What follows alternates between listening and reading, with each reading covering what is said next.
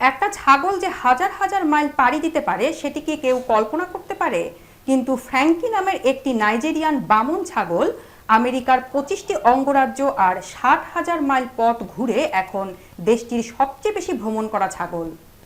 ফ্র্যাঙ্কির মালিক Kate battles ও তার স্বামী chat ভ্রমণ করেন একটি বিশেষ গাড়িতে, যাকে বলা হয় এয়ার স্ট্রিম। রান্নাঘর, বাথরুম, শোবার ঘর সহ আধুনিক সুযোগ সুবিধায় সাজানো এই গাড়িতে ফ্র্যাঙ্কিও তাদের নিয়মিত সঙ্গী। প্রথমে তারা ভাবতেন ছাগল ফ্র্যাঙ্কি হয়তো এতটা পথ ঘুরতে পারবে না, তাই 6 মাসের জন্য এক বন্ধুর কাছে রেখে ভ্রমণে বের হন। কিন্তু পরে ফ্র্যাঙ্কিকে নিয়েই তারা পথে নামেন, সেই 2016 সাল থেকে শুরু করে আজ পর্যন্ত। কেট বলেন, ফ্র্যাঙ্কি দুর্দান্ত এক ভ্রমণ সঙ্গী।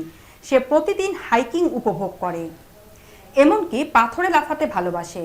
তারা বিশেষভাবে মরুভূমিতে ভ্রমণ করতে ভালোবাসেন, কারণ সরকারি জমিতে ফ্র্যাঙ্কির মতো পোষা প্রাণীদের চলাফেরা সুবিধাজনক। তবে ফ্র্যাঙ্কিকে নিয়ে যে কোনো জায়গায় যাওয়া যায় না। পশুবান্ধব রেস্তোরাঁ ও ট্রেইল খুঁজতে অনেক সময় লাগে। এছাড়া রোগ সংক্রমণের আশঙ্কায় বন্য ভেড়া বা পাহাড়ি ছাগলের অঞ্চল এড়িয়ে চলেন তারা। ফ্র্যাঙ্কির জনপ্রিয়তাও কম নয়। ইনস্টাগ্রামে তার ফলোয়ার প্রায় 22,000।